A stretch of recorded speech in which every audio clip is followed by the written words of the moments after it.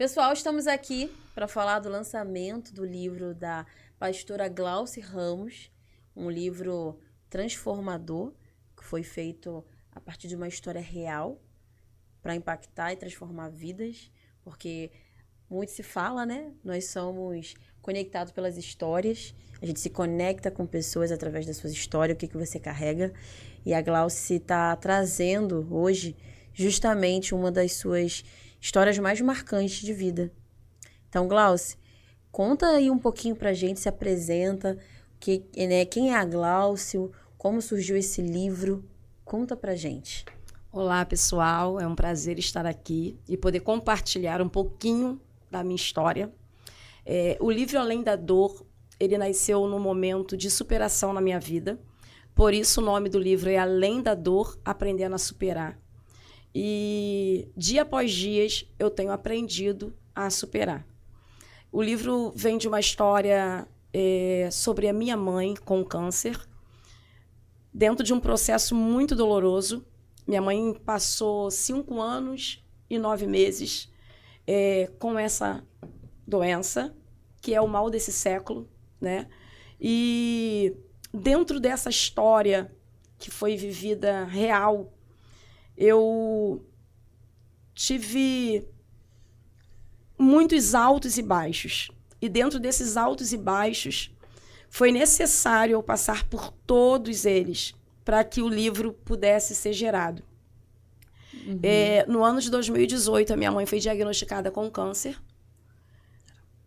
de mama, e ao decorrer dos anos, foi criando a metástase, onde passou para o fígado, para o rim, para a vértebra, Nossa, para os pulmões e para o cérebro.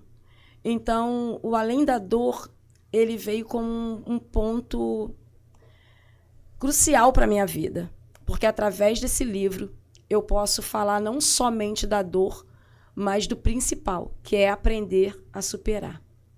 muito bom. E a senhora estava me contando um pouco aqui que é pastora, né? Sim. E assim, como foi lidar com essa perda, sendo pastora, tendo uma fé que fala sobre esperança, sobre dor, sobre superar, né? E você tendo que exercer isso na prática, como que foi para você nesse lugar de liderança, se manter firme ali? Então, sou pastora, lidero uma igreja juntamente com meu esposo, que é o pastor Sandro. E eu nunca deixei a minha fé ser abalada.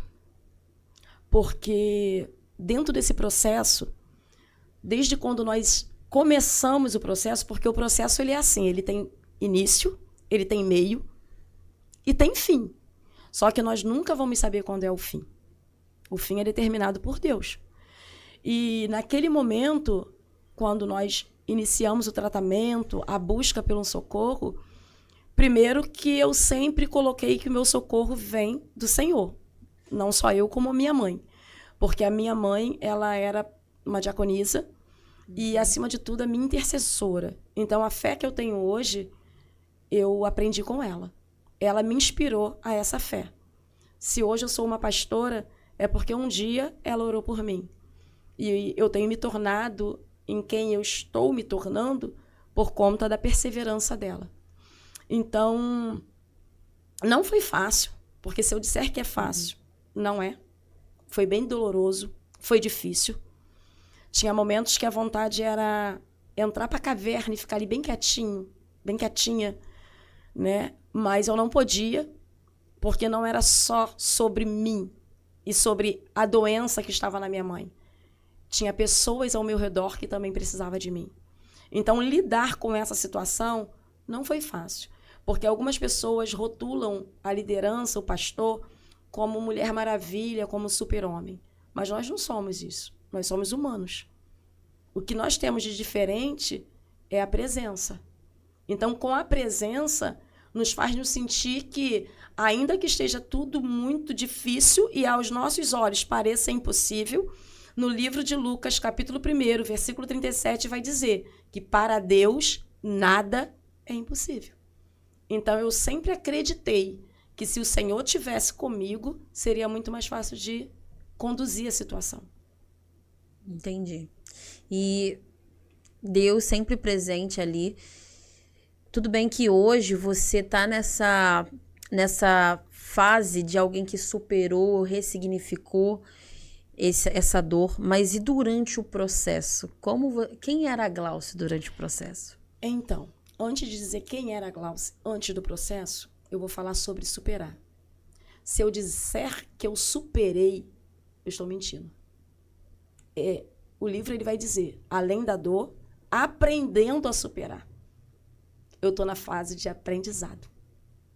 Esse dia de hoje eu já venci. Amanhã não quer dizer que eu não vá chorar. Porque uma música me faz lembrar. O gesto de alguém me faz lembrar. A cor me faz lembrar.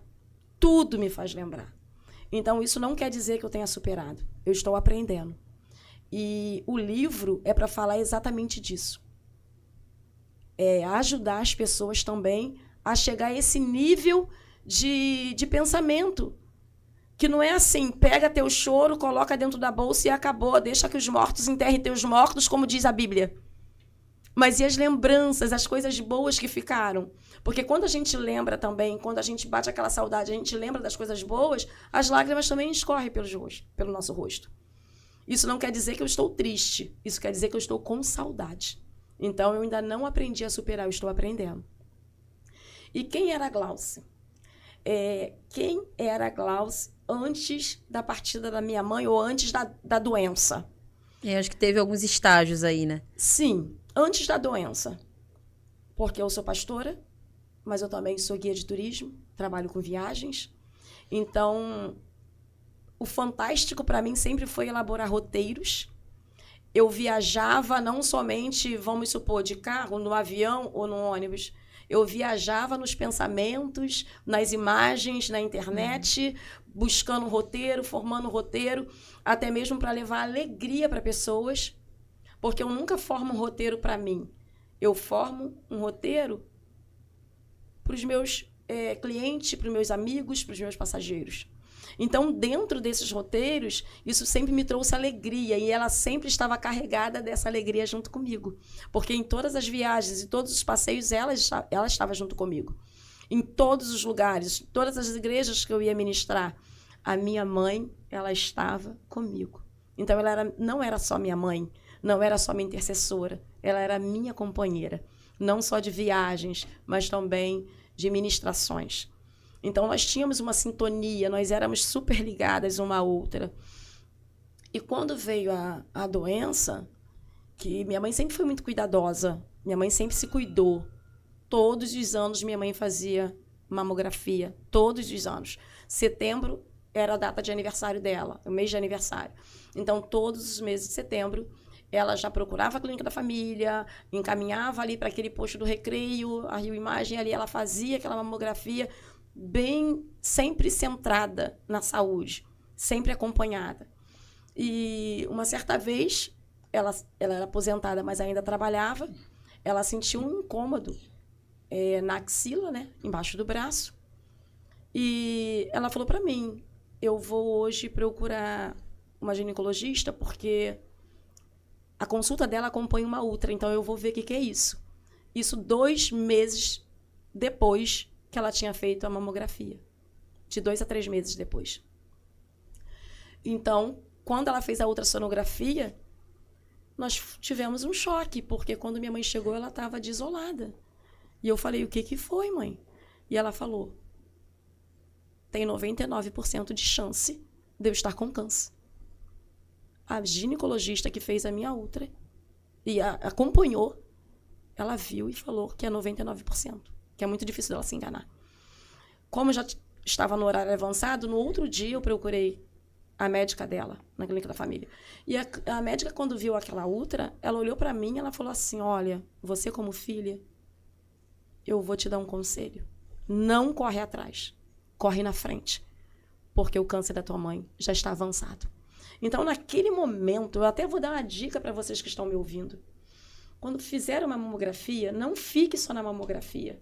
Faça uma ultrassonografia, porque é ela que vai trazer um diagnóstico. Não estou generalizando isso, mas em muitos casos, em mais de 90%, é a ultrassonografia que vai detectar. Porque a mamografia não mostrou o nódulo na minha mãe. Então, ali, o mundo da gente desabou.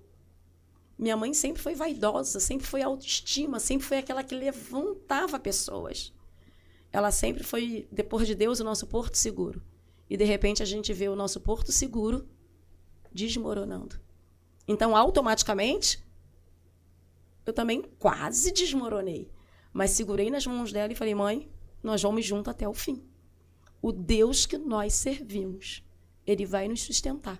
E se for da vontade dele, ele pode fazer esse câncer sumir. Só que nem sempre a vontade do Senhor vai ser curar. Porque dentro dessa situação há um propósito. Só que nós só vamos saber desse propósito depois que a gente atravessar o processo. E essa Glauce? Como foi? Então, essa Glauce gritou muito em silêncio. Essa Glauce, ela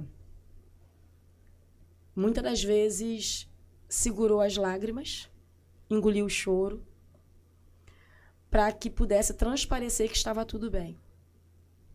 Só que hoje, mediante a tudo que eu passei, eu vou dizer para você com todas as letras. Se for necessário gritar, grite. Porque muitas das vezes, você segurar te sufoca. E você acaba morrendo aos poucos. Se hoje eu estou de pé, é por conta desse Deus. Porque nos momentos mais difíceis, eu poupei algumas pessoas, como a minha irmã. Só tem eu e minha irmã. E eu estou falando sobre isso, mas a gente conversa, então eu tenho liberdade para falar sobre isso. Eu tentei poupar a minha irmã por conta de situações que ela já havia passado. Problemas de nervo, problemas com o esposo, que também estava passando por situações de enfermidade. Então, naquele momento, eu falei, é melhor eu segurar, eu sou a mais velha. Então, deixa comigo, que eu resolvo. Então, muitas das vezes, nós queremos segurar tudo para nós. Só que nós também somos humanos, nós não somos Mulher Maravilha. E naquele momento, para poupar, eu peguei tudo para cima de mim. E falei, não, pode deixar que eu vou cuidar. Então, ficou uma Glauce sufocada, mas cheia de fé. A alma totalmente abatida, porque em muitas situações eu falava como salmista, ele falou, por que te abates dentro de mim, ó minha alma, mesmo sabendo da trajetória que eu estava passando. Então, nesse momento, a Glauce, ela foi uma mulher muito forte, mesmo quebrada por dentro. E quem foi Deus contigo nesse momento? Deus, para mim, foi... Quem ele foi, quem ele é? Deus, nesse momento, para mim, foi o ponto de partida, até mesmo para eu chegar aqui hoje. Ele foi aquele que segurou nas minhas mãos e não me deixou sozinha em nenhum momento. Foi aquele que me sustentou, é aquele que tem me sustentado. Foi aquele que abriu a minha visão, porque muitas das vezes, dentro do processo, a nossa visão fica limitada. A gente só consegue enxergar aquilo ali. Só que Deus, para mim, foi essencial, porque ele me fez enxergar mais adiante. Quantas pessoas poderiam ser alcançadas mediante aquela situação? E interessante que dentro dessa situação, o Senhor me deu paciência. Eu aprendi a ser paciente, porque eu não era. Foi levando a minha mãe para as quimioterapia, para as consultas, que eu aprendi a ser paciente. Por quê? Se tem uma coisa que eu nunca consegui, foi esperar. Eu vou até dizer uma coisa aqui bem, assim, fora do nosso assunto, mas eu vou te dar um exemplo, porque eu nunca consegui esperar. Eu tenho, para não ficar muito puxada, eu vou dizer, eu tenho 2 casais de filhos. Isso quer dizer que eu tenho 4 filhos. E dentro desses meus filhos, nenhum é de 9 meses. Isso é para você ver o grau da minha impaciência. Eu não consegui gerar os 9 meses. Então, isso quer dizer que eu era impaciente. E eles devem ser igualzinho também. Até que alguns não. né? Muito bom. Uns conseguem se manter ali dentro da paciência, esperar o tempo determinado, porque a Bíblia diz, em Eclesiastes 3, que há um tempo determinado para todas as coisas. E o que acontece? Ali sentando naqueles bancos frios, todas as vezes minha mãe reclamava, porque ela amava reclamar. E eu falava, mãe, não reclama. E ela sempre reclamava. Então, dentro dessa situação, eu falava para ela, mãe, não reclama do horário, mas tem gente que está passando na minha frente, vai lá ver. E eu falava assim, o nome já diz, ser paciente. A paciente é a senhora, eu estou como acompanhante, eu estou tendo paciência. Então, tenha paciência. Então, dentro desse processo, o Senhor me deu paciência. O Senhor me deu um aprendizado. Então, muitas das vezes, dentro desse quadro, nós não podemos só olhar aquilo que te fere. Você tem que olhar e tirar dessa situação aquilo que tem a capacidade de te curar.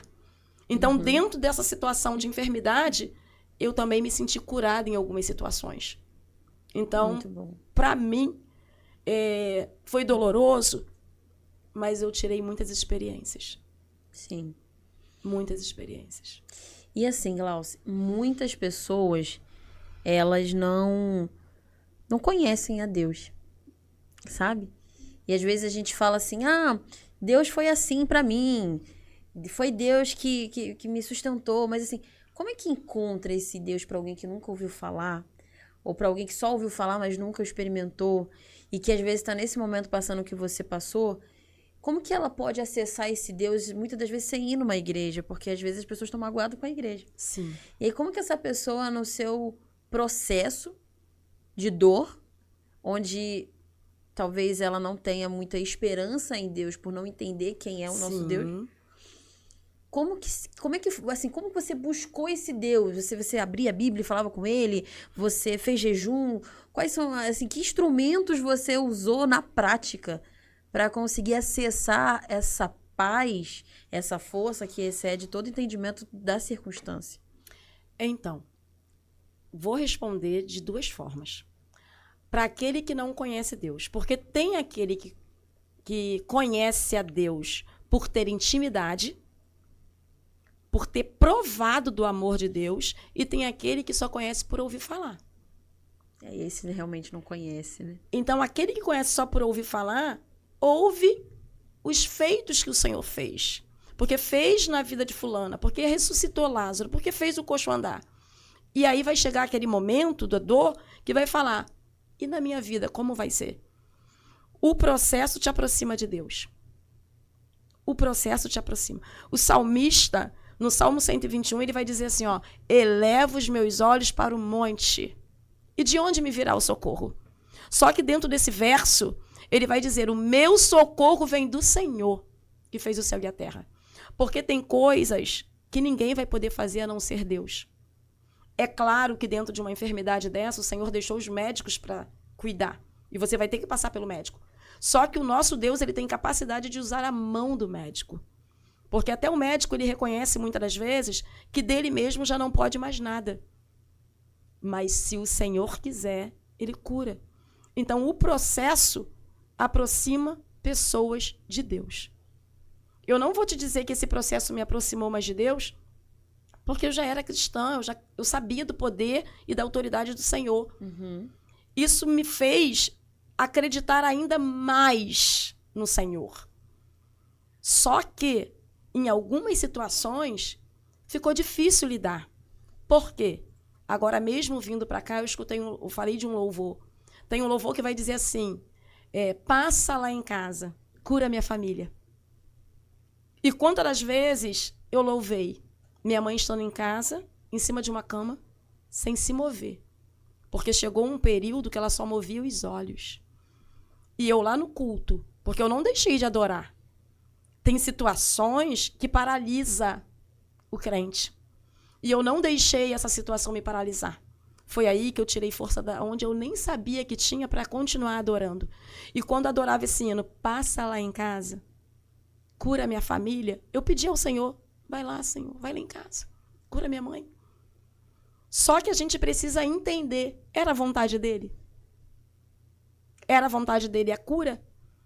Ou era a permissão dele colhê-la, mesmo dentro dessa situação, e ela deixar um legado. Porque a minha mãe, sem falar nada, ela foi testemunho para alguém e eu presenciei. Como eu falei, nós lideramos uma igreja. E uma certa vez, a quimioterapia dela sempre caía segunda ou sexta. E segunda-feira tem culto na minha igreja. E dentro dessa segunda-feira, nessa mesma segunda-feira, eu tinha marcado um gabinete com uma membro da minha igreja. E ela falou, eu preciso conversar com a senhora. E tem que ser hoje. Eu falei, então chega um pouquinho antes para a gente ter tempo de conversar. E nisso, eu estava voltando da quimioterapia com a minha mãe. E quando ela voltava da quimioterapia, ela vinha com curativos, porque muitas das vezes aquele líquido podia voltar, então eles colocavam curativo. E minha mãe com curativo, e por minha mãe ser diabética também, e a quimioterapia faz secar veias. Se tem pessoas que estão passando por isso, sabem muito bem do que eu estou falando, a quimioterapia seca as veias. Fica difícil de pegar veias, elas estouram. E a minha mãe já estava com uma fase de não ter mais. Então, colocava aqui em cima, né, na parte da mão, colocava por baixo e muitas das vezes estourava. Então, nesse dia, ela veio com 3 curativos, porque estourou 3 vezes. E eu falei para ela, mãe, fique em casa. Hoje é dia de culto, mas fique em casa. A senhora veio da químio, está cansada. Olha quantas vezes estourou essa veia. Então, não se esforça. Ela falou, eu vou para o culto. Eu não vou ficar em casa. E eu falei, então, tudo bem, mãe. Ela ainda andava nessa época. E ela sempre ia comigo e eu abria a igreja. Eu cheguei no portão da igreja, a pessoa que estava me esperando para um gabinete, ela já estava lá. E ela viu eu tirar a minha mãe de dentro do carro, cheia de curativo. Debilitada, mas com vontade de adorar. E quando ela olhou a minha mãe cheia de curativo, eu falei, espera só um momento que eu vou botar minha mãe sentada dentro da igreja e vou abrir a salinha para a gente conversar. Quando eu falei, vou abrir a salinha para a gente conversar, ela entrou em prantos, em lágrimas, e falou, não precisa mais. Eu falei, mas foi porque eu demorei? Eu me atrasei porque eu estou vindo da quimioterapia. Ela falou, não, se a tua mãe continua do jeito que ela está, atravessando esse processo, que processo é esse que eu estou passando que vai me fazer parar? Não vou parar, eu vou continuar. E ali até eu chorei. Porque eu vi que aquela situação trouxe resposta para alguém que estava pensando em parar. Meu Deus. Então, dentro do processo, tem propósito. A tua dor vai curar alguém. E nessa situação, isso não significa que você tenha que ser curado. Então, a tua dor, muitas das vezes, vai curar alguém, e isso é importante. É claro que quem não conhece a Deus, por ter intimidade, nunca vai entender. A Bíblia diz que só entende as coisas do Espírito quem está em Espírito. Então, até para passar num processo doloroso, você tem que pedir discernimento ao Senhor. E entender por que você está passando. Ou para quê, na verdade. Para quê? Sim. É para alcançar alguém? Eu costumo dizer que para alguém tomar o caldo, alguém tem que passar pela moenda. Não tem como pular essa etapa. Não tem como pular. Não tem como. Em algum momento, Glaucia, você questionou a Deus daquela forma rebelde? Ou você só questionava no sentido de o que o Senhor quer me ensinar com isso? Como que era, assim, a sua... Porque a gente tem esse momento, nós somos carne. Sim. Então, nós temos esse momento, às vezes, de tentar entender o que está acontecendo. Sim. E como que era essa sua relação íntima ali com o papai, no meio desse processo, para realmente tentar buscar uma luz no fim do túnel, para ressignificar, para buscar uma resposta, às vezes, para o irmão, porque também tem um outro lado da moeda. Tem o lado da moeda do crente que pensa, como que ainda não curou a sua mãe? Aquele crente recente, que às vezes não entende, porque ele é recém-convertido, e aí ele, como é que é a mãe da pastora, que Deus é esse? Né? E como você lidava na sua mente com possíveis julgamentos de pessoas, com Deus, como que era isso? Então, essa parte é uma parte muito importante. Porque como profetizar cura se tem alguém enfermo na sua casa? Como falar que Deus realiza milagres se você está esperando o seu? Sendo que dentro dessa situação, eu estava bem amadurecida. E a minha mãe, em todo tempo, ela acreditava no milagre. Sendo que essa situação nunca me fez questionar. O Senhor, ele sempre me deu força para entender que era um processo, independente se viesse a cura ou não. Então, minha mãe muitas das vezes falava, eu não entendo o porquê disso. Eu não entendo. Por quê? Eu não faço mal a ninguém. Só que quando Deus ele quer te provar, você não precisa ter feito mal a alguém. Jó, quando perde seus filhos, seus bens, tudo que ele tinha, ele não tinha feito mal a ninguém. Mas havia um propósito na aprovação de Jó. Eu não estou comparando a minha mãe com Jó, nem muito menos a mim. Mas dentro da situação tinha um porquê. E às vezes o porquê não é sobre a pessoa, né? É sobre em volta. Sobre em volta. O que aconteceu com a minha mãe serviu de testemunho para muitos. Porque quem conheceu sabe da força, do vigor e da fé que ela tinha. Sempre teve. Só que dentro disso, Larissa, eu não falei nas nossas conversas anteriores, mas logo no começo da descoberta do câncer, eu e umas amigas formamos um grupo de amigas do bem. Porque junto ao câncer vem um processo depressivo. E se não tiver uma ajuda psicológica, um acompanhamento, uma base familiar muito grande, o oncológico acaba deprimido. Nossa, esse é um ponto muito, muito importante para falar. Depressão, ansiedade, porque você muda toda a sua rotina de vida. Outrora, você tinha sobrancelha, não estou dizendo em todos os casos, mas estou dizendo no caso da minha mãe. Você tinha cabelo, você tinha cílios, você ia no salão, você podia fazer sua unha, você podia pintar o seu cabelo. E em algum momento, você não tem mais cabelo, você não tem mais sobrancelha, você não pode mais cutilar sua unha. Para alguém que é vaidoso, como viver assim? É onde começa a desencadear uma depressão. Porque nós que somos mulheres, eu não estou dizendo que para homens não seja assim, porque tem homens vaidosos. Mas nós que somos mulheres, nós queremos nos olhar e nos ver bem. Mesmo com cabelo, com sobrancelha, e muitas das vezes a gente se olha e fala, hoje eu não estou legal. Não estou legal. Você vai lá, tenta colocar uma maquiagem, mesmo assim você não se sente bem. Imagine você perder aquilo que você tinha como um levante na sua autoestima. Então, quando nós criamos o grupo Amigas do Bem, foi para dar esse suporte. Eu vou falar de algo assim um pouco bem delicado, mas eu vou precisar falar sobre isso. Eu sei que vai ter pessoas que vai contra o que eu vou dizer. Mas eu comecei a pesquisar muito quando a minha mãe começou com um quadro oncológico.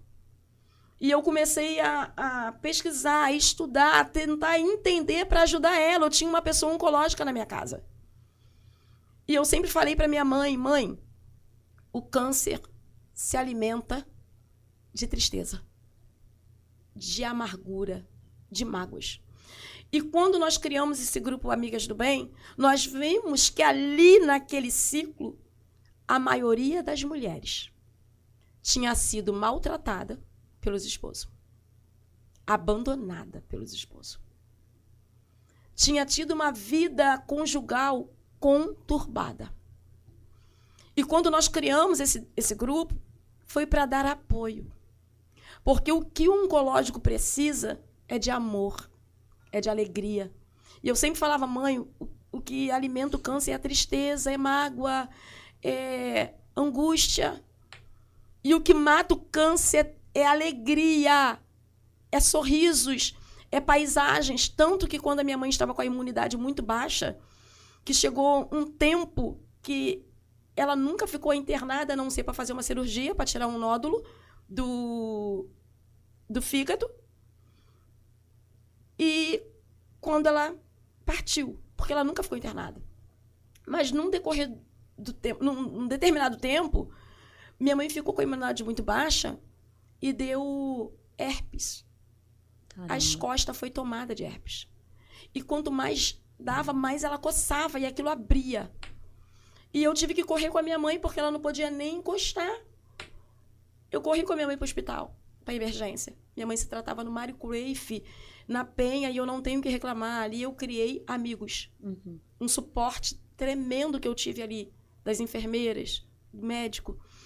E ela foi tratada, falaram que foi por conta da imunidade.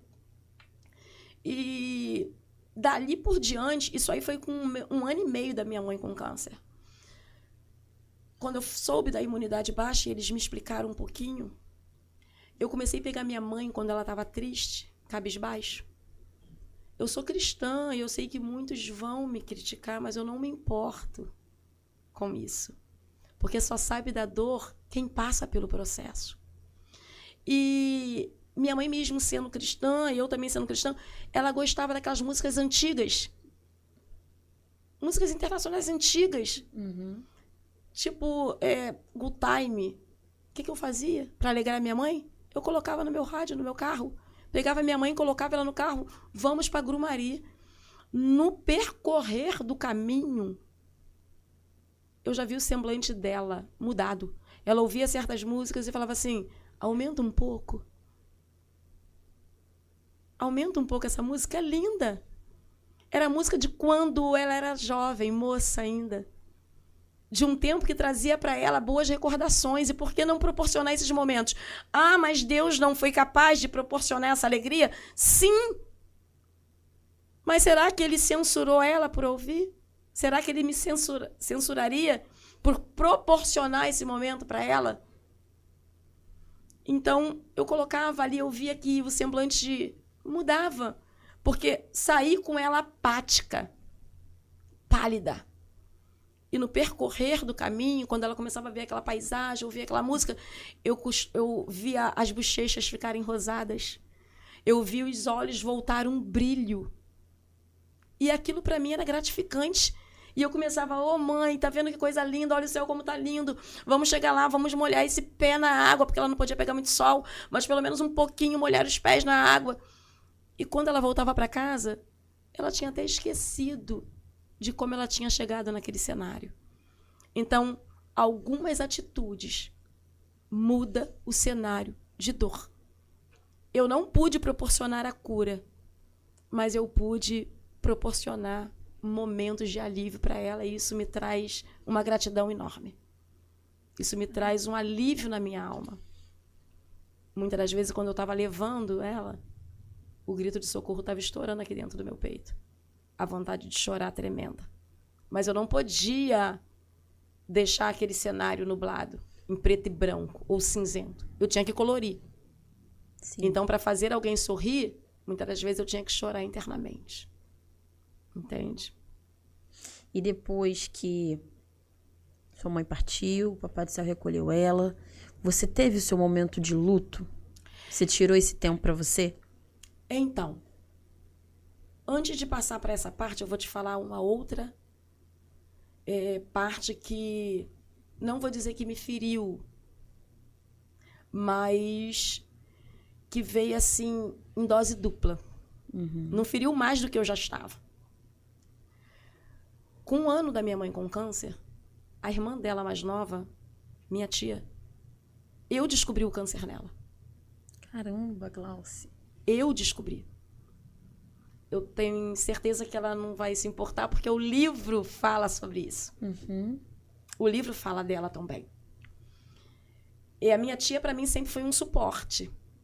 Só que dentro desse 1 ano, ela tinha descoberto algo anormal e não falou nada. E um dia, chegando na casa dela, eu vi a parte de cima avermelhado, como se fosse uma queimadura. E eu peguei e falei, deixa eu ver o que é isso. Já estava necrosado. Já cheirava mal. E ela chorou, e eu falei, por que você não me mostrou? O que é isso?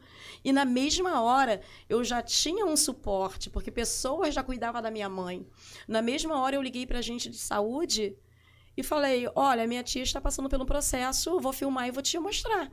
No outro dia, nós já estávamos fazendo uma ultra, porque a mamografia, mais uma vez, não mostrou.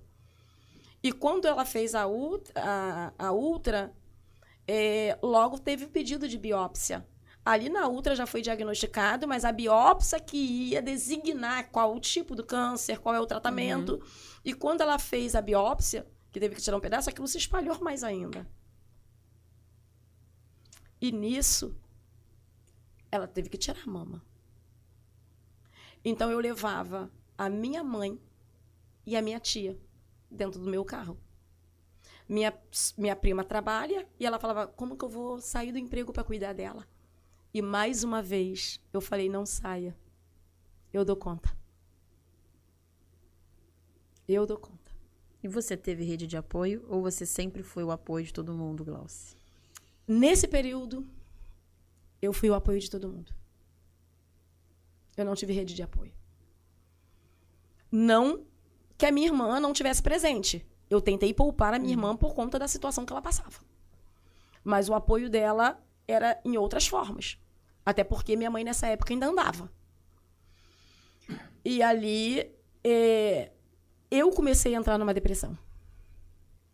Porque eu saía de casa com elas, as duas carequinhas, sem sobrancelha, sem cílios, a aparência totalmente apática. Então, eu chegava no hospital, esperava as duas, fazia a quimioterapia, e quando voltava, as duas vinham totalmente debilitada.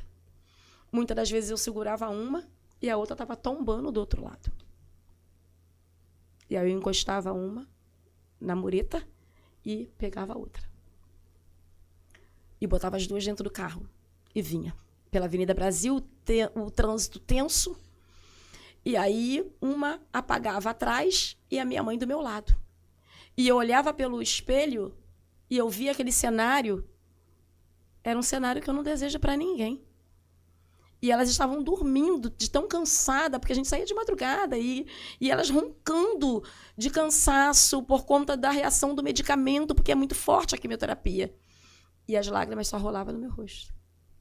E foram várias vezes assim. Eu, Deus e as duas. E eu comecei a entrar no quadro depressivo. Eu costumo dizer, porque na igreja nós fazíamos roda de bate-papo sobre a depressão, para ajudar pessoas com ansiedade e depressão. E eu falava para as pessoas, eu não sei quantas vezes eu entrei no quadro depressivo, já saí e nem senti.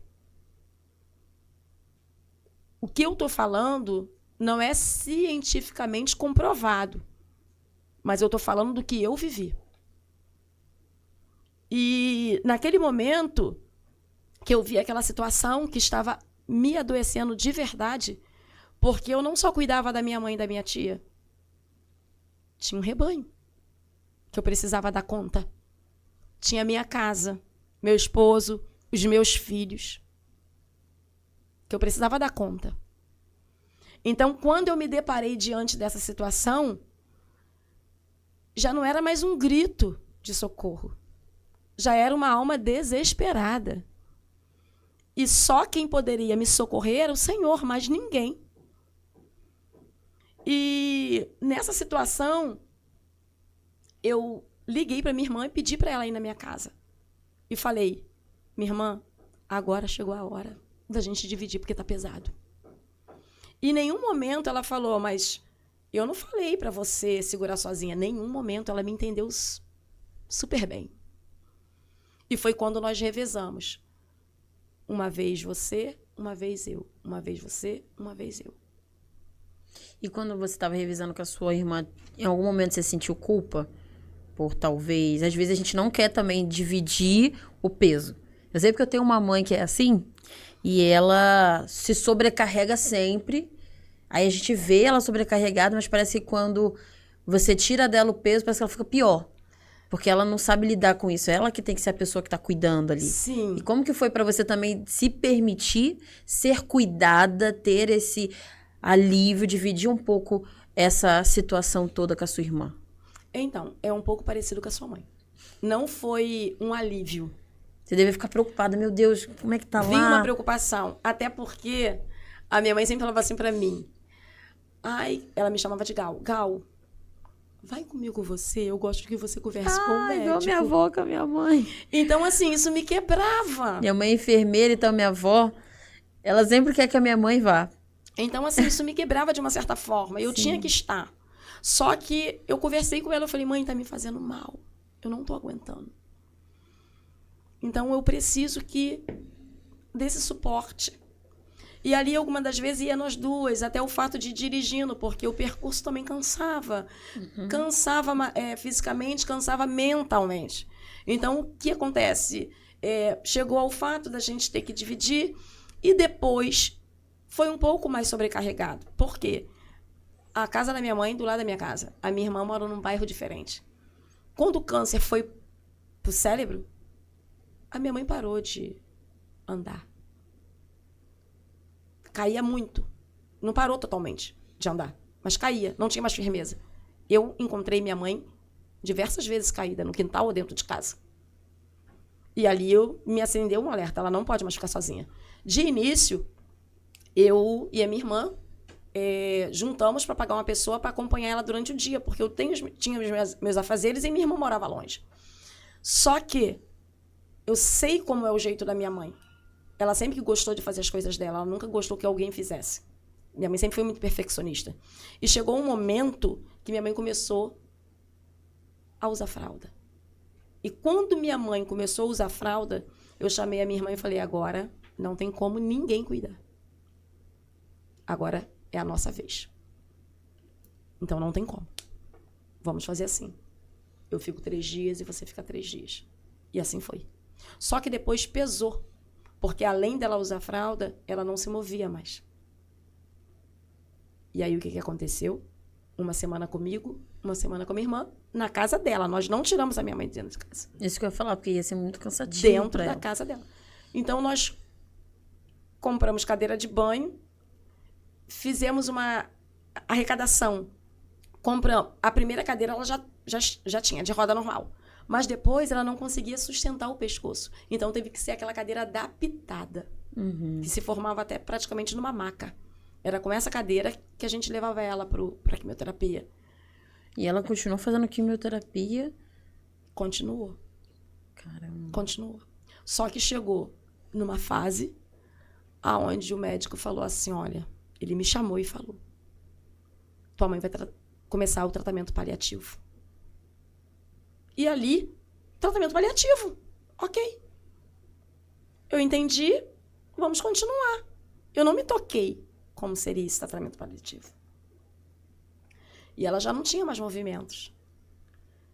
Em dezembro, aí no final já não ia mais uma ou outra, já tinha que ir as 2. Porque a gente tem que pegar ela no colo, montar a cadeira, desmonta a cadeira, bota no carro, tira do carro. Então já não tinha mais. Tivemos que ir nós 2. Não tinha como ir mais uma. E aí a enfermeira, uma das enfermeiras da quimioterapia, enquanto a minha irmã está com a minha mãe, ela me chama, segura no meu braço e fala assim, vou te falar uma coisa. Com muita delicadeza ela me chamou. Não traz mais tua mãe, não. Aí eu falei, oi? Não traz mais, não? Eu falei, como assim? Não traz mais pra quê? Pra quimioterapia. Eu falei, mas como assim? Ela falou, não faz mais efeito. E alguns dias atrás, a minha mãe já estava parando de evacuar. E eu não entendia por quê. Já eram os órgãos paralisando e eu não sabia. E ali, quando ela falou, não traz mais, eu perguntei por quê. Ela falou, porque já não faz mais efeito. Eu falei, então quer dizer que eu não tenho que trazer mais minha mãe? Ela falou, não. Só está desgastando ela. O nó veio na garganta, eu pedi licença, eu corri pro estacionamento e chorei, eu gritei. A minha irmã veio, correu. O que foi? Me fala, o que foi? Minha irmã não sabia de nada. Falei, a enfermeira falou que não é para trazer mais ela. Mas o médico já tinha falado que ela entraria no paliativo. E o paliativo, isso faz parte. E aí eu agarrei minha irmã e falei, não vamos mais trazer minha mãe, não tá adiantando, não tá mais, só tá castigando ela. E aí a enfermeira veio, nos pegou, nos levou para a sala do médico e falou, doutor Tiago, explica para elas. E ele falou, não tem mais jeito. Eu sei que é difícil para vocês como filha. mas só está injetando algo que já não faz mais efeito. Foi difícil. Mais uma vez o mundo cai. Voltamos para casa super arrasada, mas com certeza que Jesus estava no barco. Com certeza que Jesus estava no barco. Entende? E depois disso, nós tivemos a honra de ter ela mais 2 meses na nossa vida. Foi aonde entrou o processo doloroso, onde eu sabia que o dia que eu levasse minha mãe para o hospital, ela não voltaria mais. E quando fez 5 anos e 9 meses, isso aconteceu. Até então você não tinha levado ela para ficar no hospital. Vocês chegaram aí essa última vez para fazer o tratamento, depois ficou em casa até que... Depois ela ficou internada e não, ficou em casa. Aí depois teve esse probleminha dela evacuar. E eu achava assim, não tá legal, 20 dias. Esperamos 7 dias, levamos no hospital perto da nossa casa. A médica muito abençoada, eu sei que foi direcionada por Deus, ela ali também pra gente. Levamos perto da nossa casa, sabendo que não teria recurso, porque ela não trata oncológico. Mas era uma necessidade. Então, ela chegou e falou pra gente, olha, eu sei que vocês estão passando, mas eu também passei por isso. E só sabe falar quem já passou, né? E ela falou pra mim, passei isso com a minha família e os órgãos dela já estão paralisando. Só atribuiu aquilo que o médico já tinha falado. E ela falou, mas mesmo assim eu não vou negar socorro. Eu vou fazer uma lavagem. Foi o último sorriso que eu vi da minha mãe. Foi o último sorriso. Ela fazendo essa lavagem. Porque quando a gente entrou na sala, e graças a Deus eles deixavam eu e minha irmã entrar juntos. E só tem eu e minha irmã. A minha mãe só teve 2 filhas. E ali nós entramos, e a enfermeira muito cordial, muito amigável. E quando pegou aquilo, minha mãe regalou um olho, ela não tinha movimentos. Aí eu falei, tá assustada? Até brinquei com ela. Falei, mãe, na altura do campeonato? Olha o que ela vai fazer com a senhora para descontrair. Aí ela sorriu. Foi a última vez que eu vi minha mãe sorrindo. Aí ela fez a lavagem. Nós tivemos aquela brincadeira ali, né, de mãe e filha. Falamos algumas palavras que eu não vou falar nunca aqui. Mas nós brincamos com ela, com aquele momento. Eu sei que era um momento de dor, mas eu tinha que descontrair ela. Eu tinha que fazer aquele momento ser menos pesado do que já estava. E eu consegui tirar o último sorriso da minha mãe. Então, para mim, isso foi muito importante. E ali ela acabou, falou, ó, vamos esperar um pouquinho. E não teve reação. Não saiu nada. E a médica pediu para levar ela de volta. E eu falei que não tinha saído nada. Aí minha irmã falou, como assim? Ela come pastoso, né? Mas comia. E como não sai nada? E a médica falou mais uma vez, os órgãos já estão paralisando. Aí levamos ela para casa. Quando completou 21 dias, nesse domingo, foi muito triste. Porque eu levei a comida na boca da minha mãe, ela não conseguia engolir, escorreu. Eu tentei dar água com... medicamento ela já não tomava mais, mas eu tentei colocar água na boca da minha mãe, escorreu. E aí eu liguei para minha irmã. Nesse dia só estava eu e o meu filho mais novo em casa. Meu esposo estava trabalhando e a minha filha não estava em casa.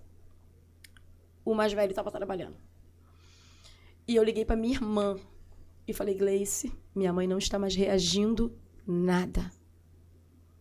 Chegou a hora que eu mais temia. E ela falou, minha irmã, o que você vai fazer? Porque ela sempre falou assim, o que você fizer, eu tô contigo. Porque eu sou a mais velha. Então, ela sempre acatou aquilo que seria melhor para minha mãe, segundo eu decidisse. E eu falei assim, não adianta sair daqui agora, é domingo. O Mário Cruyff, a emergência é de segunda a sexta, de 8 às 5, não funciona. E não adianta levar ela para o Pedro II. Eu falei, eu vou para o culto. Que eu nunca faltei um culto. Por conta dessas situações. Eu levava a minha mãe junto comigo. Muitas das vezes debilitada.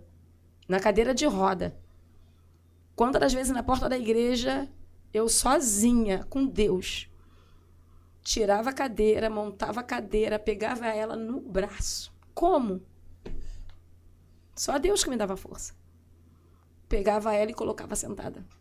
Claro que muitas das vezes teve ajuda dos meus genros, que eu tenho 2 genros, das minhas filhas, do meu esposo quando ele estava, mas ele trabalha de plantão, nem sempre ele estava comigo. Tem processo que você vai ter que passar sozinho com Deus. Não adianta você questionar por que eu estou só. Não, é você mesmo e Deus. E vai ser necessário você passar. E eu nunca questionei isso a Deus. E ali, naquele dia, naquele domingo, eu falei para minha irmã, eu vou para a igreja. E eu até pensei que o meu filho pudesse ficar com ela naquele momento. Só que, quando eu falei, filho, fica hoje para a mamãe ir para a igreja, e na volta eu venho direto para cá, eu não vou demorar. Eu vou fazer o culto hoje rápido e volto. Só que minha mãe trocava muito fora as reações da químio. Só que nesse período ela já não trocava mais. Mas o meu filho de 15 anos falou, mãe, eu não vou ficar. Mãe, não vou ficar, mãe. O que eu vou fazer com a minha mãe? Minha avó, se ela passar mal. E eu tive que entender. Ele não tinha esse suporte. Aí quem ficou com a minha mãe? A minha tia, que tirou a mama também. Aqui também trata o câncer e trata até hoje, graças a Deus. Eu falei, Regina, por favor, eu preciso ir para a igreja. Fica com a minha mãe. E a minha tia ficou. Eu corri para a igreja.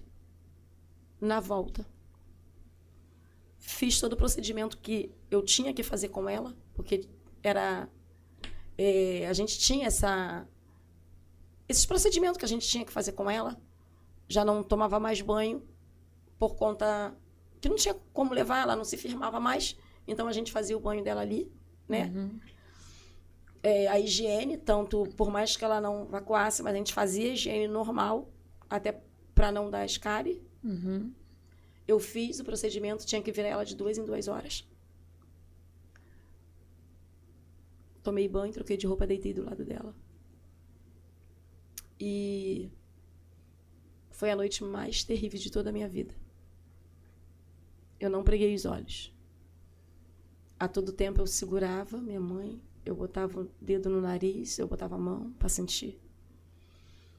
E foi a noite mais difícil, a noite mais longa da minha vida. Quando amanheceu, a minha avó mora do lado da casa da minha mãe.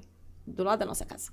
A minha avó ainda é viva, graças a Deus. E era a mãe da sua mãe? A mãe da minha mãe. Eu arrumei a minha mãe. Preparei a minha mãe. Minha filha me ajudou. Eu fui na casa da minha avó antes de botar a minha mãe no carro. E falei, vó, vamos lá ver minha mãe.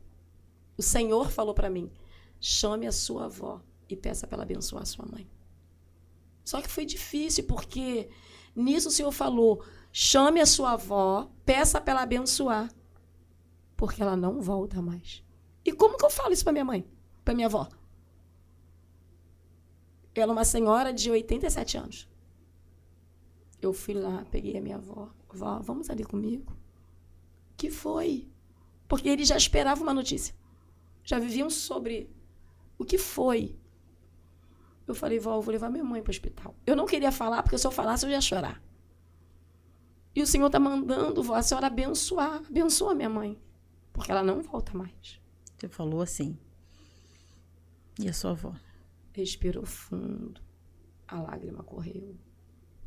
Ela foi lá, segurou na mão da minha mãe, deu um beijo na testa e falou, minha filha. Eu nunca tinha visto minha avó chamar minha mãe de minha filha. Mas nesse dia ela falou, minha filha, Jesus te abençoe. Vai com Deus. Eu peguei a minha mãe, botei no carro.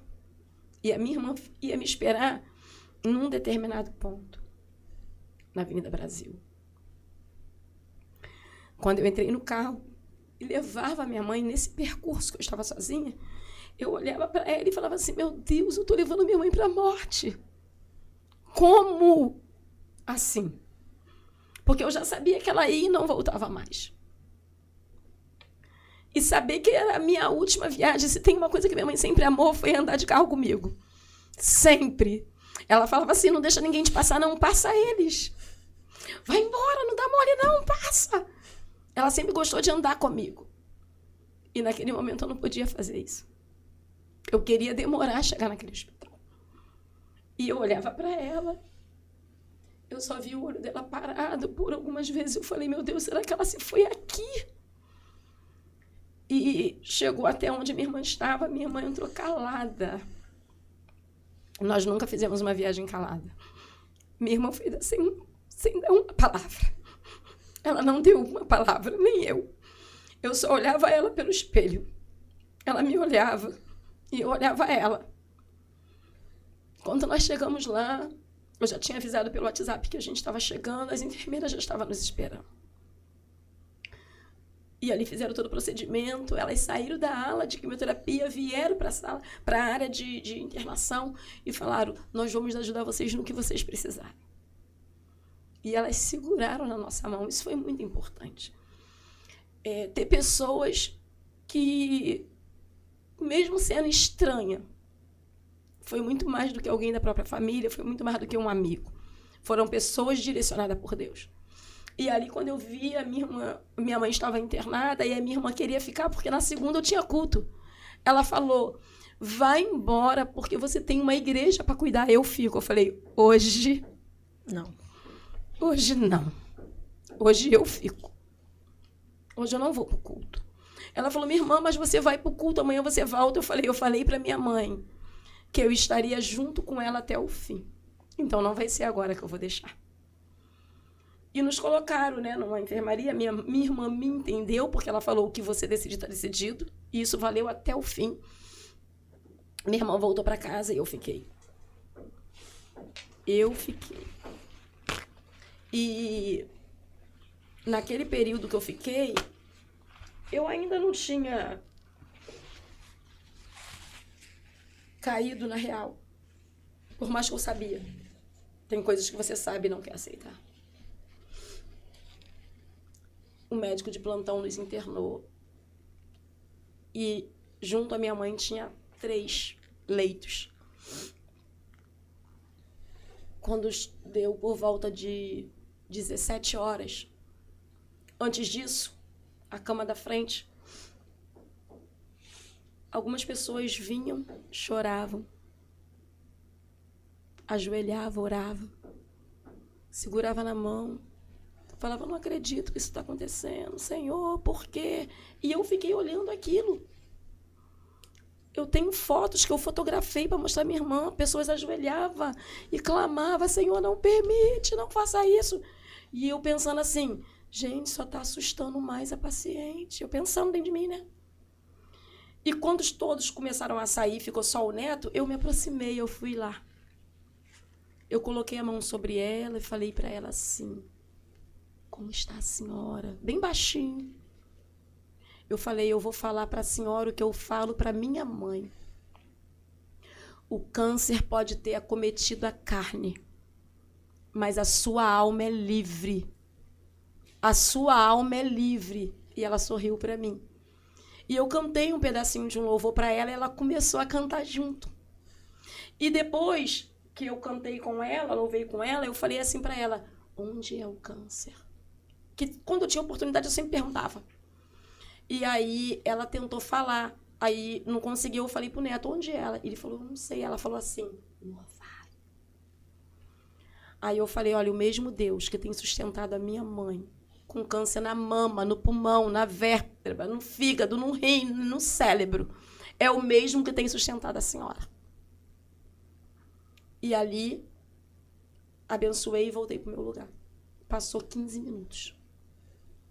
O aparelho começou a fazer uma coisa diferente. Ela começou a puxar muito ar, a barriga subia e descia muito rápido. E quando eu vi, ela foi. E depois com a segunda, algumas horas depois. E depois com a terceira. Era 11 e pouca da noite. Foi quando a minha ficha caiu. Foi quando a médica entrou e eu perguntei, a minha mãe tá aqui para morrer? E ela falou, sim. Com movimento de cabeça. Porque eu acho que ela não tinha nem coragem de falar. Ela me abraçou e falou assim, você foi forte até agora. Deus usa pessoas que a gente nem imagina. Ela falou, você foi forte até agora. Como que ela sabia? Por conta do processo. Ali todos passaram por esse processo. Mas parecia que ela estava falando direcionada a mim, particularmente. E ela falou, você foi forte até agora. Então você vai conseguir. Eu falei, só peço uma coisa, a senhora libera a entrada da minha irmã. E daí por diante, no outro dia foi liberado a entrada da minha irmã, na terça-feira. E na quarta-feira foi liberada a entrada de toda a minha família. Eles falaram, libera a tua família para entrar. Todos para se despedir dela. E foi difícil. E a todo tempo eu sempre falei para minha mãe assim, nós vamos junto até o fim. Mãe, eu tô com a senhora. Vamos junto até o fim. E não teve um dia sequer que eu tenha largado a mão dela. E nisso, todos desceram, né? Porque só podia subir um de cada vez. A minha irmã também desceu, porque o esposo dela, a filha dela, meu esposo, meus filhos estavam lá embaixo. E ficou eu e a minha mãe. E Deus. Eu, minha mãe e Deus. Eu segurava a mão da minha mãe. E comecei a cantar, louvar. E eu vi umas sensações diferentes das que eu já tinha começado a ver. A respiração começou a ficar diferente.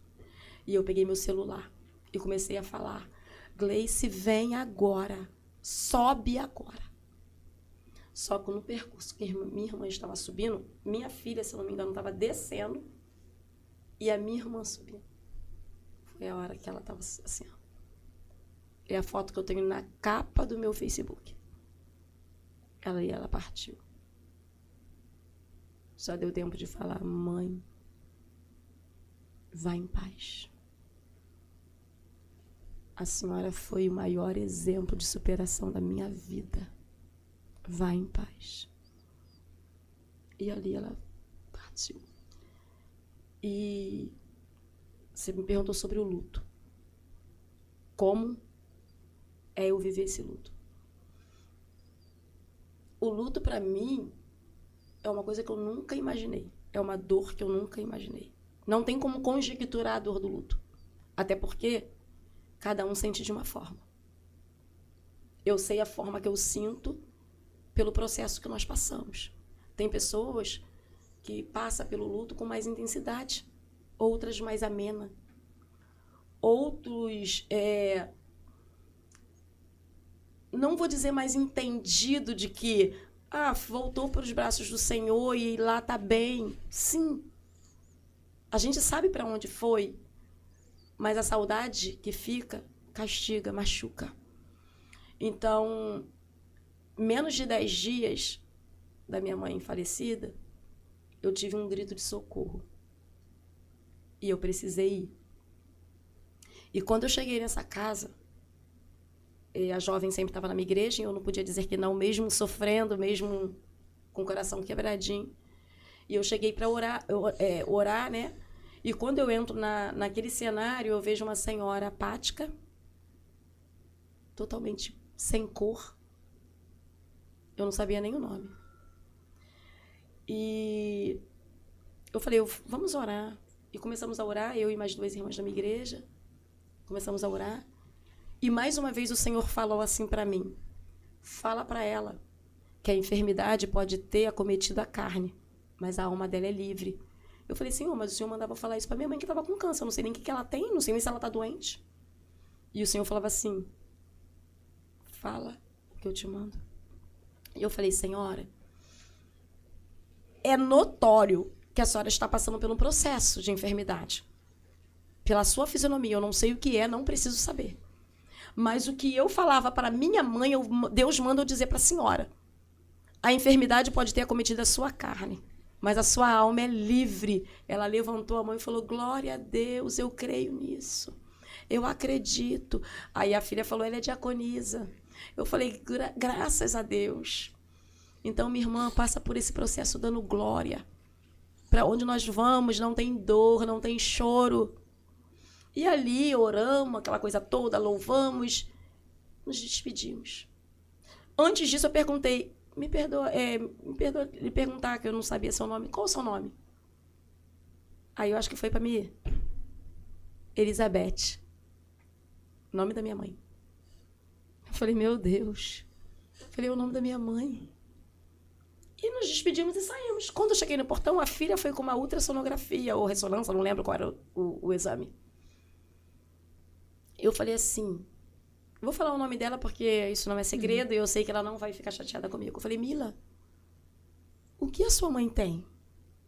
Ela falou, pastora, eu não quis lhe falar nada, mas a minha mãe está com câncer. Só que ela não sabe. Ela saiu daqui muito mal. Ela pensa que ela está com uma úlcera. Mas não é. Aqui os exames. E o Senhor falava ali naquele momento, ela não vai resistir. Eu abracei ela e eu falei para ela assim, hoje eu entendo o porquê de eu ter passado todo esse processo.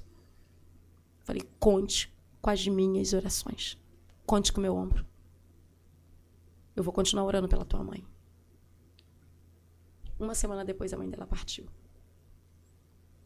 Uma semana depois. Caramba. E depois foram acontecendo outras vezes. Se eu fosse citar nomes, é muitos nomes. E eu tive que dar suporte. No meu momento de luto, eu tive que dar suporte. E voltar no cenário que eu sepultei a minha mãe, não foi fácil. E nesse livro vai ter uma parte que eu falo assim, não me julguem, porque quem passou pela dor foi eu. O cristão, ele vai usar esse termo, deixa que os mortos enterrem seus mortos. Sendo que eu estava sobre um efeito de remédio, porque eu até no dia do sepultamento eu falei assim, quem está aqui não é a pastora Glaucia, quem está aqui é a filha. Eu estou aqui como filha, eu não estou como pastora. Então não me julgue se eu chorar. Porque as pessoas acham assim, nós somos crente, sabemos que vai para a glória, voltou para o Senhor, então a gente não tem que chorar. Me mostra onde diz que não tem que chorar. Quem não chora, você que está me ouvindo, que não chora, aplausos para você, meus parabéns. Só que ninguém tem a estrutura igual a do outro.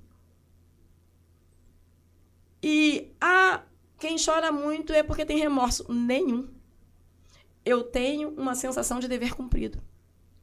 Como eu falei anteriormente, a minha mãe foi a minha melhor amiga, minha companheira, minha intercessora.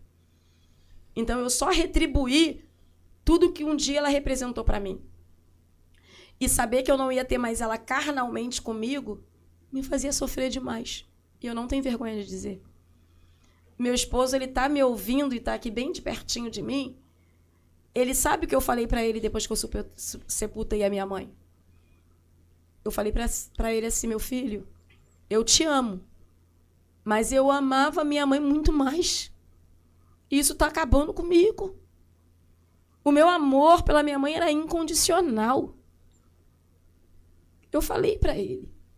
E não foi fácil aprender a viver sem ela. Como você aprende a viver quem você ama? Aprende a viver sem aquela pessoa que você ama. Aquela pessoa que te faz bem estar perto. Aquela pessoa que te motiva. Aquela pessoa que sempre acreditou em você.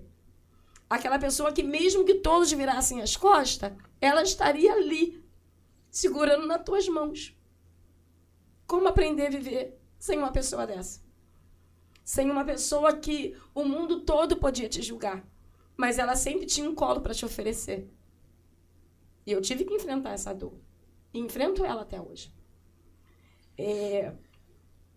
Então, não foi fácil. E o que eu não vivi naquele momento, não que eu não pudesse ter me despedido do corpo físico, da matéria.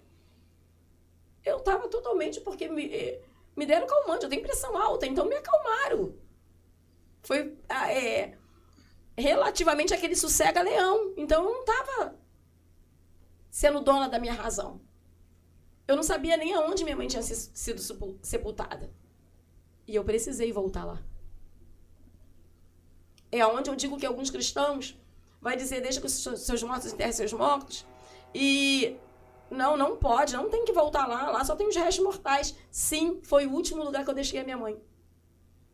Lá foi o último lugar que eu levei ela para uma viagem.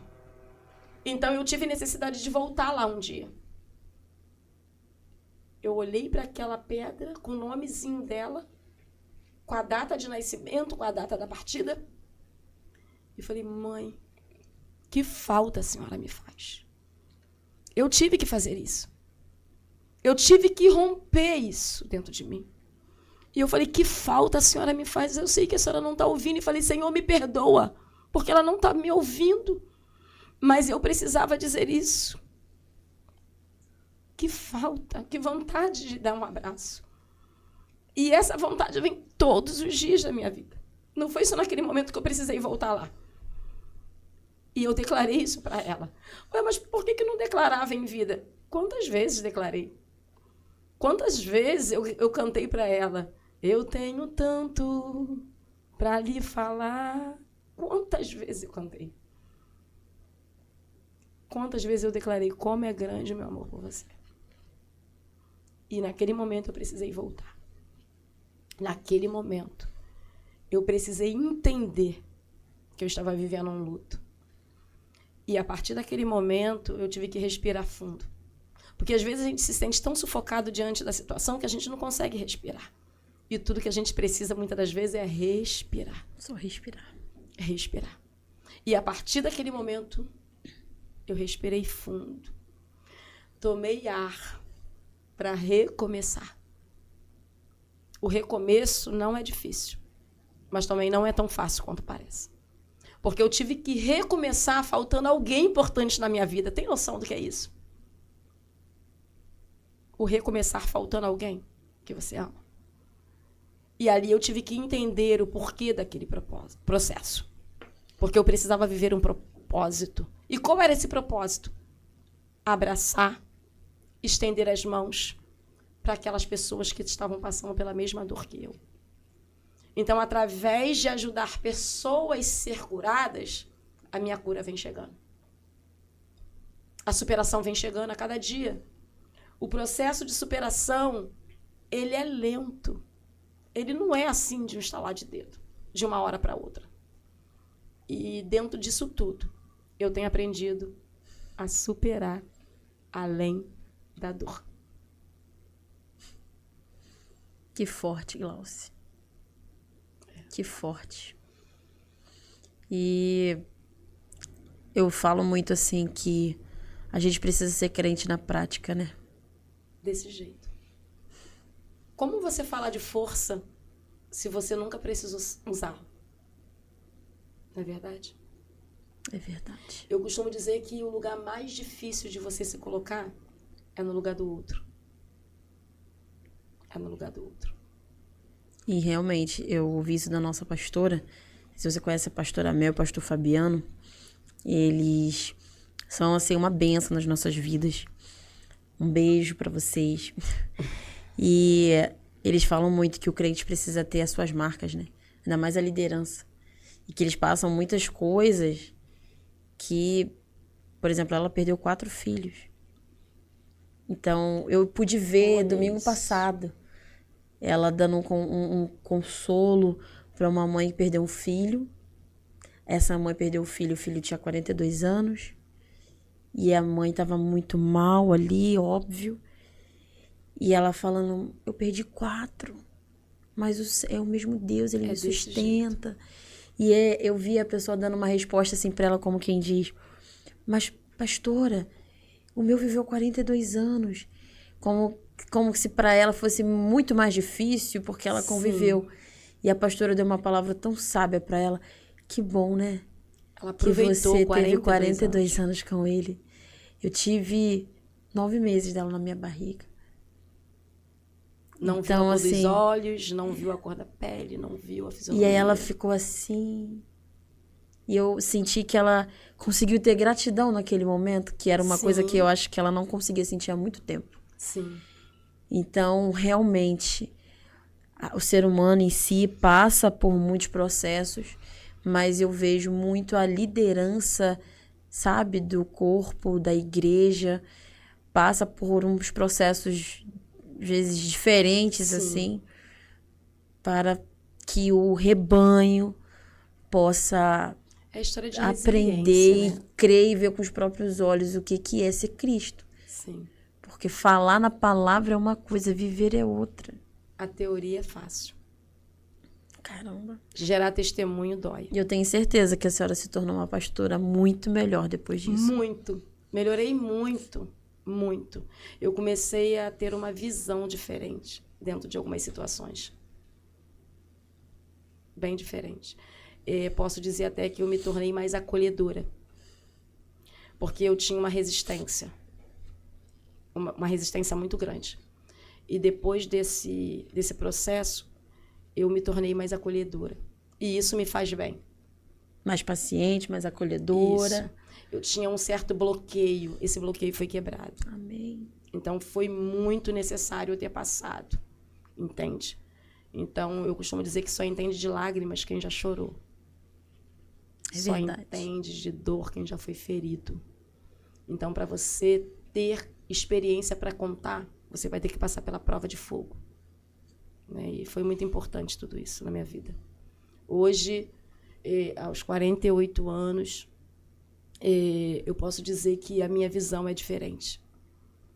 A minha visão até então era uma visão limitada. Hoje eu tenho uma visão mais aberta.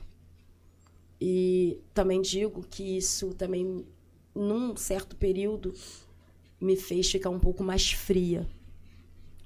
Porque o que poderia ser pior do que perder uma mãe com câncer, de estar naquele cenário, muitas das vezes, né, no percurso daquele processo, de ter uma mãe que precisava ser pega no colo, levar para o banheiro, levar isso. Então, eu falava assim, como que alguém vai falar, hoje eu não vou para o culto porque eu estou com enxaqueca. Hoje eu não vou no ensinamento porque eu acho que eu vou ficar com dor de dente. E alguém cheio de curativo, muitas das vezes na cadeira de roda, não me deixa aqui, me leva para o culto que eu quero adorar. Tá entendendo? Então, essas situações... A sua mãe deu excelentes testemunhos, sim, né? Sim. Então, quando alguém vinha me dar alguma... Não que eu vou dizer que era desculpa, mas quando alguém vinha falar alguma coisa, eu falava assim, pelo amor de Deus, o que é essa situação diante de uma... Aí falava assim, alguma coisa referente a isso. Falei, então, em nome de Jesus, dá um pulo dessa cama, dessa cadeira e vai adorar. Porque se é para tu sentir essa dor de cabeça em casa, tu vai para a igreja que o Deus que cura tá lá. Tá entendendo? Aí é onde pode vir aquele questionamento, mas por que eu não curou a mãe dela? Aí eu sempre falava, se Deus quiser, Ele cura. Ele continua sendo Deus, né? Se for ele da faz vontade o de que Deus. ele quiser. Se Ele fizer, Ele é Deus. Se não fizer, Ele continua sendo. É isso. É desse jeito. Muito bom. E não diminuiu a minha fé.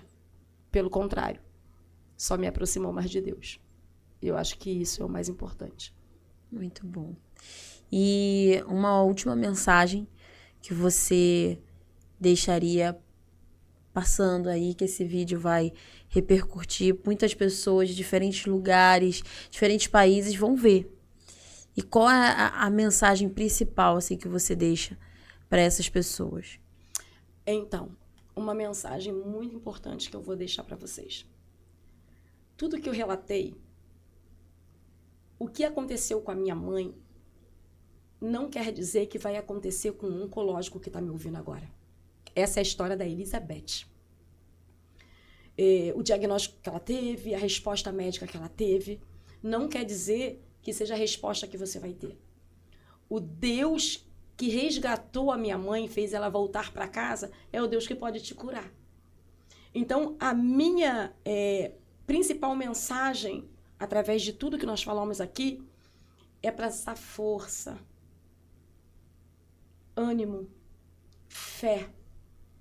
É falar para você que é acompanhante de algum familiar oncológico, para não deixar faltar nunca o amor. Eu sempre falei para minha mãe que a dose mais forte dentro dela não era a quimioterapia. A dose mais forte dela, dentro dela sempre foi Jesus. Então, cubra essa pessoa de amor, de afeto, de carinho, de alegria. Não deixe ela perecer. Eu sei que para você que também está acompanhando alguém na sua família, não é fácil. Se tiver de gritar por socorro, grite. Não fique sufocado. Grite. Ponha para fora o que você está sentindo. Porque não é só o oncológico que precisa de ajuda. O acompanhante também. Só que o acompanhante não precisa de uma ajuda física. A ajuda é psicológica, é mental.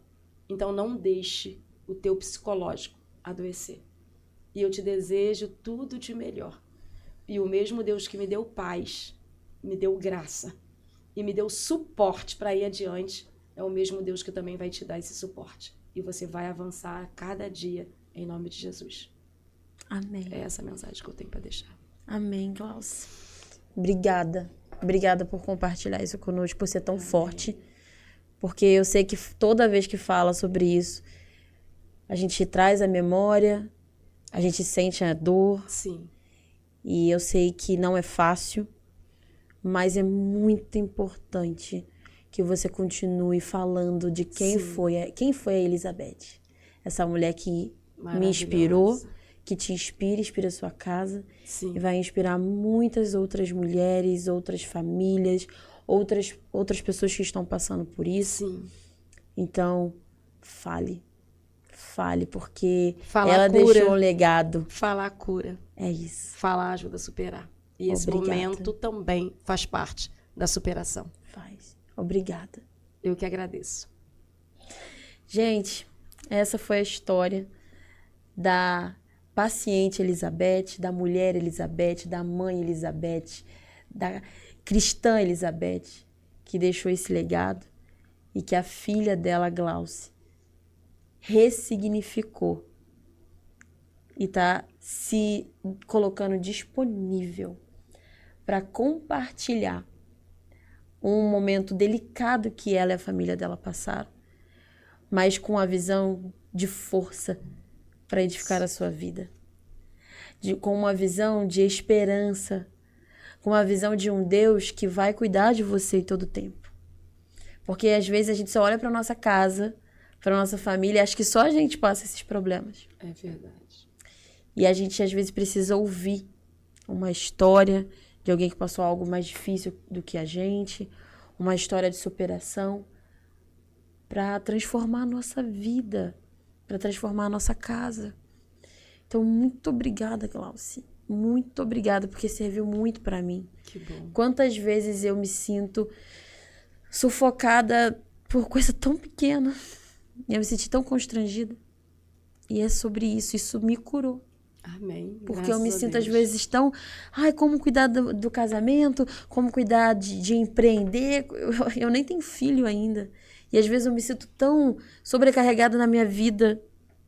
É tão egoísta, gente, meu Deus. Às vezes somos egoístas. E como ouvir outras histórias de pessoas que realmente passaram por processos difíceis faz com que a gente amadureça. Sim. Então, continue falando de quem é esse Deus na sua vida. Amém. Tá bom? Amém. Amém. E onde as pessoas te acham, Glaucia? As pessoas te acham em qual Instagram? Fala pra eles. Então, eu não tenho Instagram pessoal, mas eu tenho Instagram da minha agência. É @galtour.turismo. Você vai me encontrar lá com certeza. O livro está pela Amazon, pelo Mercado Livre. E se você quiser também pelo Instagram, é só me mandar lá no direct. E com certeza eu vou te orientar. E, pessoal, não fica apenas aqui no podcast. Compra o livro, leia cada detalhe, abençoa a outra pessoa que precisa. Porque aqui é uma história real. É uma história real de alguém que viveu cada processo, mas viveu com a graça do Senhor ali. Viveu com a força. Então, abençoa quem precisa ouvir essa história para passar por esse processo de uma forma mais leve. Para superar um processo vivido também. Para superar um processo vivido. Então, compre esse livro, transforme a sua vida, a sua casa, abençoe alguém que precisa dessa transformação, desse testemunho, porque testemunho, histórias realmente edificam a vida de outras pessoas. E se você também tem uma história como essa, você pode também nos procurar para poder estar vindo aqui compartilhar a sua história. Vou deixar também o meu @, tá, Glaucia? Sim, o @Fontanes Filmes. É um espaço que a gente reserva para você poder vir aqui e compartilhar também a sua história, porque a gente sabe que esse aqui é um meio que o Papai do Céu nos deu, é um meio que a gente tem hoje de poder falar essa mensagem para chegar até aí. Quantas pessoas serão curadas através desse programa? Tá bom? Então, que Deus te abençoe. E é isso. Obrigada, Glaucia, mais uma vez. Eu que agradeço. A toda essa equipe que foi maravilhosa, super atenciosa. Eu que agradeço por esse momento mágico de poder estar aqui e poder compartilhar um pouquinho dessa minha história. Amém. Obrigada. Amém.